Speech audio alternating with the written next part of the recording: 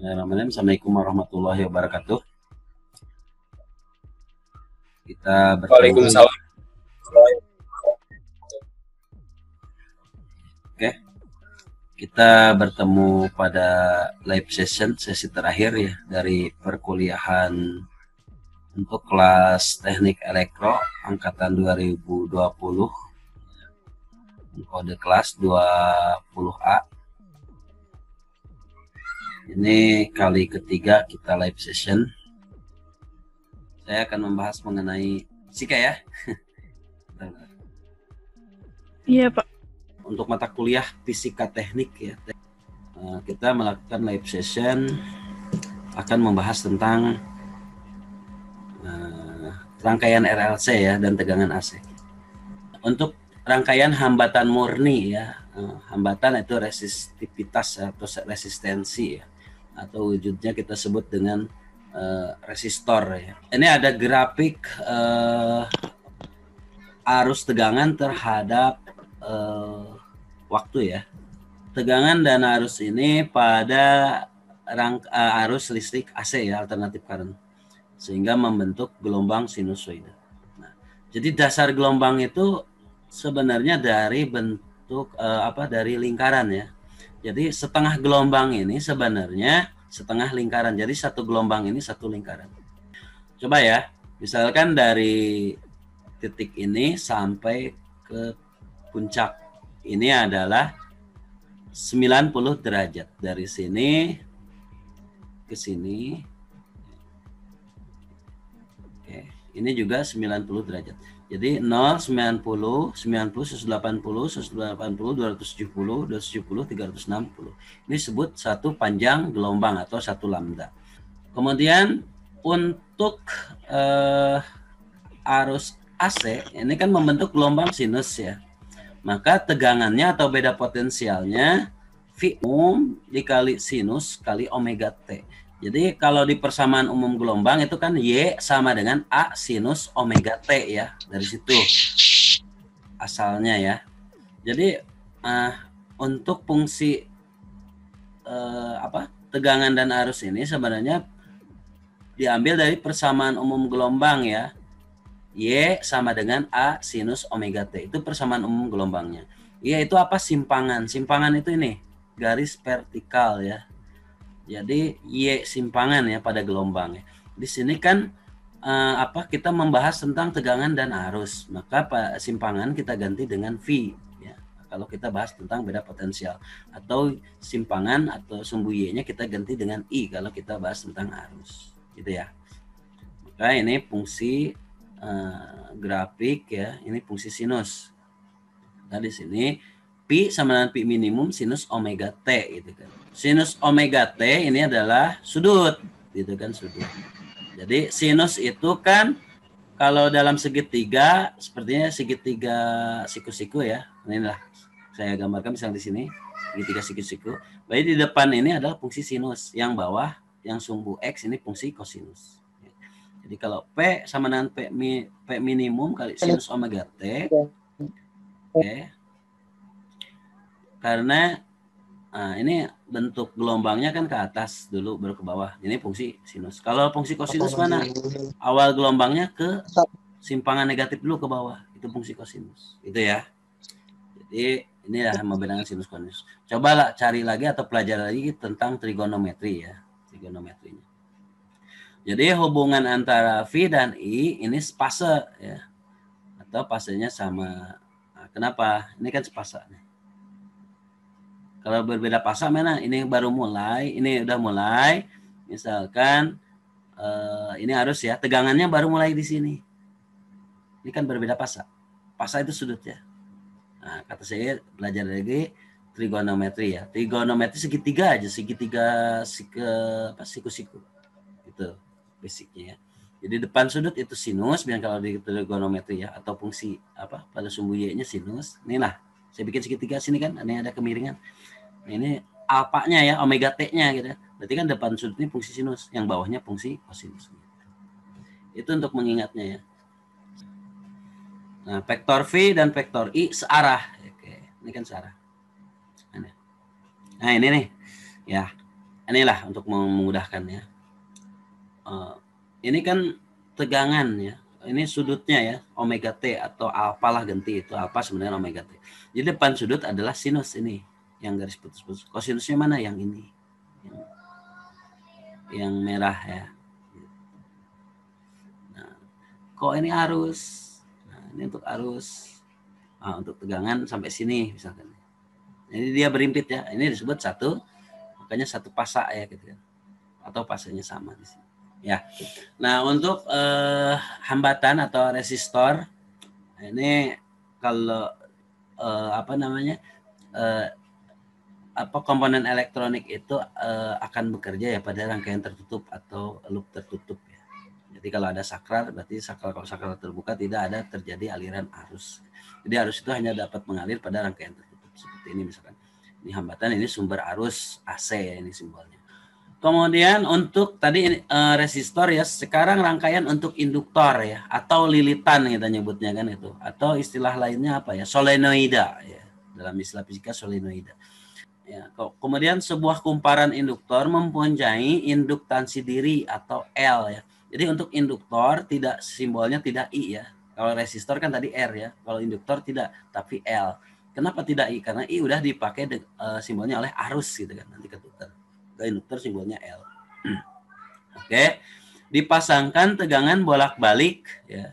Tegangan atau beda potensial ya dengan simbol V ya. Voltage ya. Maka pada ujung-ujung kumparan timbul GGL induksi. Nah, jadi ini prinsip apa? GGL induksi ini ketika ada arus maka akan timbul medan magnet, itu maksudnya kan. Jadi ini dasarnya listrik magnet kalau untuk induktor ya. Nah, dasar magnetnya pas bagian mana gitu kan? Pas bagian hukum Hans Christian Ørsted gitu kan. Nah, hukum Faraday gitu kan. Gaya Lorentz gitu ya. Ini untuk induktor ya. Ada timbul GGL induksi. Jadi induktor ini aplikasi kalau bisa terapan ya dari konsep hukum Hans Christian Ørsted, gaya Lorentz itu pokoknya listrik magnet lah.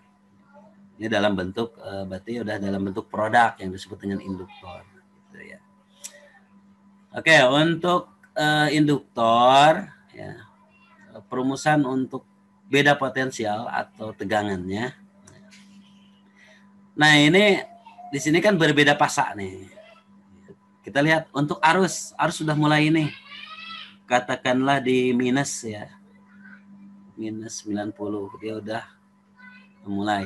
Nah, ketika arus udah ada di induktor, tegangan baru muncul nih di titik ini. Gitu ya. Oke. Nah, sehingga untuk arusnya sendiri ini ya, omega T dikurangi setengah V, sehingga GGL induksinya ini merupakan turunan dari DI per DT, arus terhadap waktu. Ya, jadi nilai induktor dipengaruhi oleh arus terhadap waktu. Kemudian untuk hambatan induktifnya atau XL ya. Nanti ini kenapa harus menghitung XL-nya atau hambatan induktifnya? Nanti biasanya kita mencari impedansi ya kalau misalkan membuat osilator ya, osilator pembangkit gelombang gitu kan. Nah, pembangkit gelombang untuk apa? Oke. Mungkin kalau yang jurusan listrik tadinya udah paham ya. Jadi osilator itu pembangkit gelombang misalkan FM ya, NBS 92,3 MHz. Itu MHz itu kan frekuensi. Itu dihasilkan oleh osilator atau 100 MHz. Nah, di sini rangkaiannya membuat frekuensi tersebut, nilai frekuensi tersebut. Salah satunya ya. Ini hambatan induktifnya ya, omega kali L. Nah, omega adalah radian per sekonnya. Jadi teori gelombang ya, nanti Anda mau belajar gelombang apapun, misalkan wifi lah dalam order gigahertz gitu kan, 4G gitu. Gelombang itu memiliki dua besaran, omega dan frekuensi. Itu ciri gelombang. Nah, Salah satunya ya frekuensi ini, ciri dari gelombang. Frekuensi itu apa sih? Per periode, gitu kan. Periode itu apa? Waktu yang dibutuhkan, gitu kan, untuk membuat satu gelombang penuh, satu lambda. Itu periode ya. Jadi frekuensi itu satuannya hertz. Sebenarnya frekuensi itu satuannya kalau 1 hertz berarti 1/1 detik gitu. Ya. Artinya kalau 1 hertz itu apa? Satu lingkaran atau satu gelombang ditempuh dalam waktu 1 detik. Itu kan frekuensi 1/periode. Periode waktu yang dibutuhkan untuk menempuh satu lingkaran penuh. Jadi untuk mengelilingi lapangan mana? Lapang Merdeka misalkan. Nah, itu berapa satu keliling lingkaran itu Anda perlukan waktunya. Nah, ketika Anda 2 menit, yaitu periode Anda, berarti frekuensinya berapa? Ubah aja frekuensi 1/periode. 1/2 menit berarti 1/120. Artinya frekuensinya 1 dibagi 120. Nah, berapa detik gitu atau berapa hertz kan gitu. 0,00 sekian hertz. Gitu ya.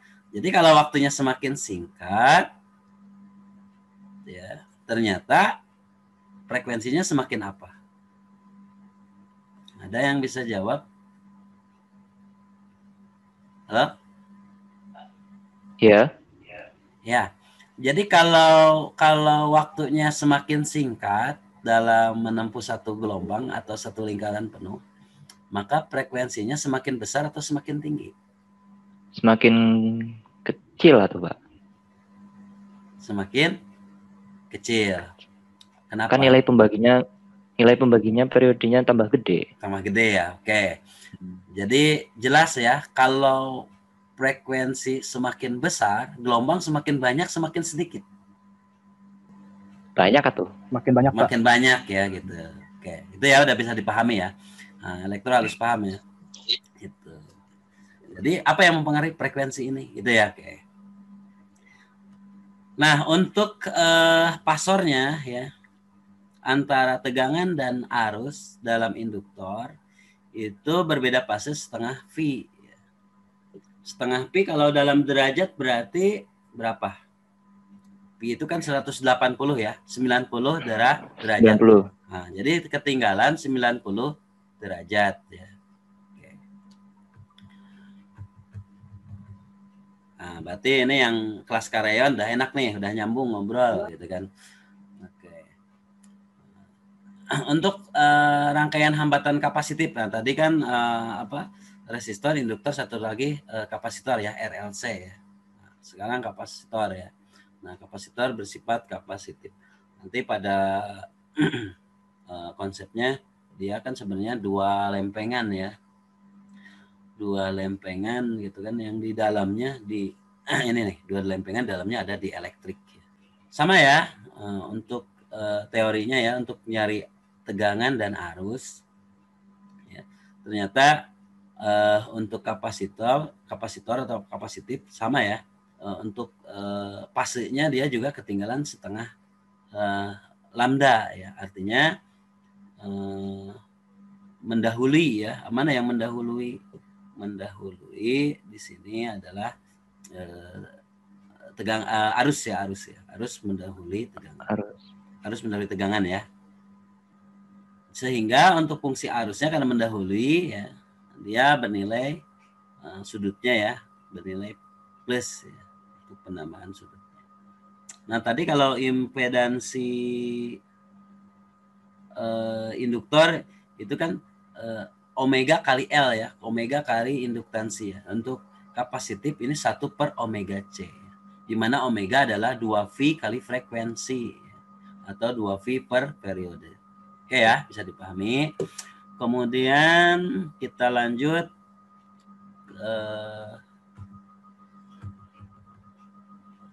rangkaian RL serinya. Oke, kita untuk rangkaian RL dulu ya. RL resistor dan induktor. Ya, pakai hukum Ohm ya. V sama dengan I kali R gitu. Nah, untuk impedansi induktor tadi omega kali L kan itu ya. Jadi tinggal kalikan lah.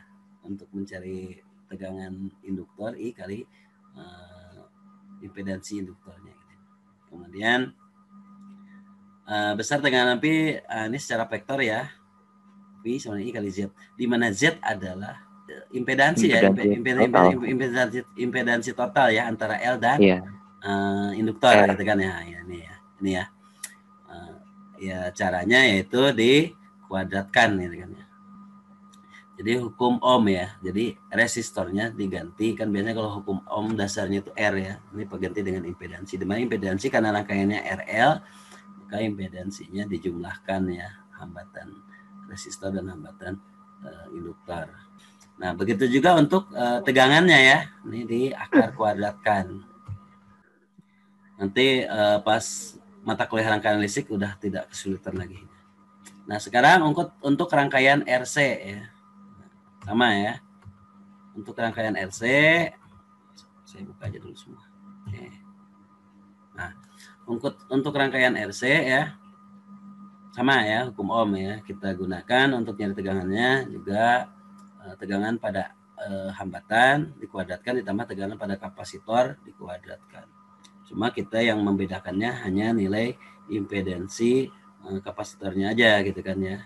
Jadi 1/omega C itu aja kan cara nyarinya. Kalau tadi induktor kan omega kali L kali induktansinya. Nah, satuan untuk induktansi adalah Henry, satuan untuk kapasitor farad ya.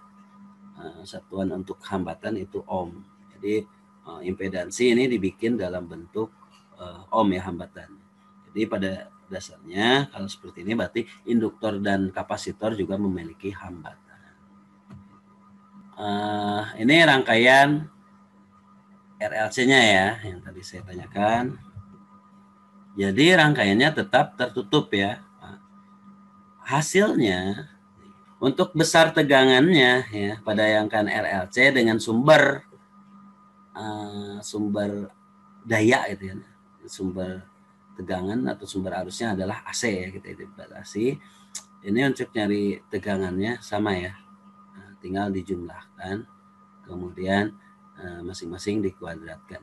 Nah, untuk impedansi resistor dan kapasitor itu pengurangan antara induktor dikurangi dengan impedansi kapasitor kemudian dikuadratkan untuk seri.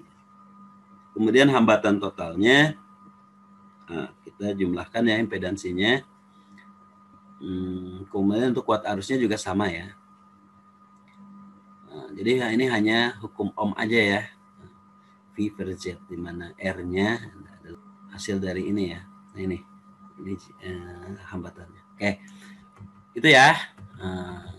Kita lanjut ke rangkaian resonansinya. Jika dalam rangkaian RLC seri ya, nilai impedansi induktor dan kapasitornya sama dengan gitu kan, atau sama-sama besarnya, sama ya impedansi keduanya, maka impedansinya itu nilainya adalah hambatan itu sendiri untuk hambatan resistornya gitu kan ya, rangkaian seri itu kalau besarnya ya, kalau besarnya sama impedansi induktor dan kapasitor. Kemudian untuk arus efektifnya akan mencapai harga terbesar jika I sama dengan V per R ya. Dikatakan akan dalam keadaan resonansi. Nah, ini berlaku ketika XL sama dengan XC. Kan gitu ya. Akan terjadi resonansi, syaratnya ketika XL sama dengan XC atau impedansi induktor sama dengan impedansi kapasitor. Gitu. Di mana impedansi induktor itu omega kali L dan impedansi kapasitor itu 1/omega C. Maka frekuensi resonansinya sama dengan 1/2V dikali akar LC. Gitu ya. Ini syarat resonansi gelombangnya. Jadi basic ya, yang saya ajarkan itu memang basic ya. Jadi kalau paham basicnya, ketika melihat sebuah persamaan gelombang atau analisis gelombang pasti lari ke sini dulu. Oke, untuk hubungan antara harga maksimum dan efektifnya ya. Ini untuk arus AC ya. I efektif itu sama dengan I minimum per akar 2. Ya. Begitu juga V efektif sama dengan V minimum per maksimum ya. Maksimum, Pak. Maksimum ya, oke maksimum per akar 2. Kemudian hubungan antara maksimum dan rata-ratanya 2I maksimum dibagi V. Begitu juga dengan tegangannya ya, 2V maksimum bagi V. Itu ya. V efektif, I efektif, arus efektif dan tegangan efektif. Ini pada AC. Oke. Nah, Cosby ya faktor daya ini. Daya dalam arus arah dirumuskan dengan V kali I, satuannya watt ya. Watt itu tegangan dikali arus ya, volt ampere sebenarnya. Jadi kalau listriknya 450 watt, 440 watt dengan tegangan 220 volt berarti arusnya 2 ampere gitu kan ya. Nah, pemasangan NCB yang listrik dayanya 440 watt itu berarti NCB-nya 2 ampere yang dipasang oleh PLN. Kemudian kalau 440 berarti ditambahkan lagi kan 440 kali 2. Orang menyebutnya 900 itu kan. Berarti sekitar 4 ampere. Itu ya. Kan di situ ya yang membedakan naik daya, turun daya di PLN sebenarnya yang diganti hanya NCB di luar yang di bawah KWH itu kan. Iya. Digantinya nilai arusnya gitu.